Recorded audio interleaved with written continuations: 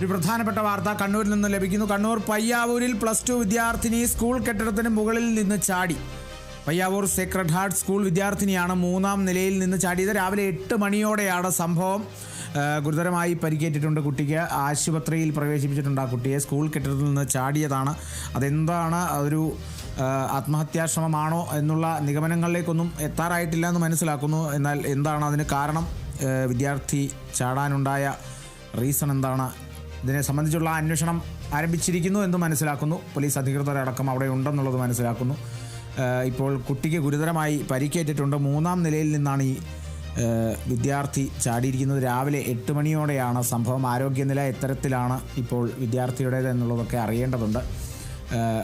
ഒപ്പം തന്നെ ഈ ചാടാനുണ്ടായ കാരണം എന്താണ്, അതിലെ പ്രശ്നങ്ങൾ അല്ലെങ്കിൽ വിദ്യാർത്ഥി നേരിട്ട പ്രശ്നങ്ങളെന്തോ അതിനെക്കുറിച്ച് കൃത്യമായ അന്വേഷണം ആവശ്യമാണ്. അപ്പോൾ അതിനുവേണ്ടി പോലീസ് അധികൃതരടക്കം ഉണ്ടെന്നുള്ളത് മനസ്സിലാക്കുന്നു.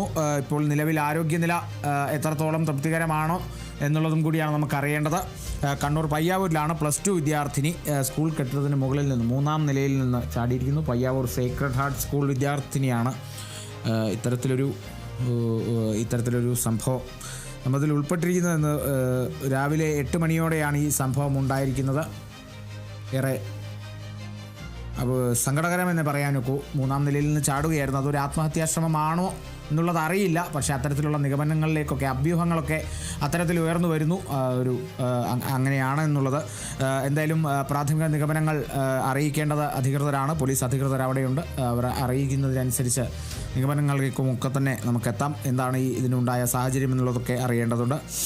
8 മണിയോടെ നടന്ന സംഭവമാണ്. 3ാം നിലയിൽ നിന്ന് ഈ പയ്യാവൂർ സേക്രഡ് ഹാർട്ട് സ്കൂൾ വിദ്യാർത്ഥിനി ചാടുകയായിരുന്നു. ഗുരുതരമായി പരിക്കേറ്റു. കുട്ടി ഇപ്പോൾ നിലവിൽ ആശുപത്രിയിലാണ്.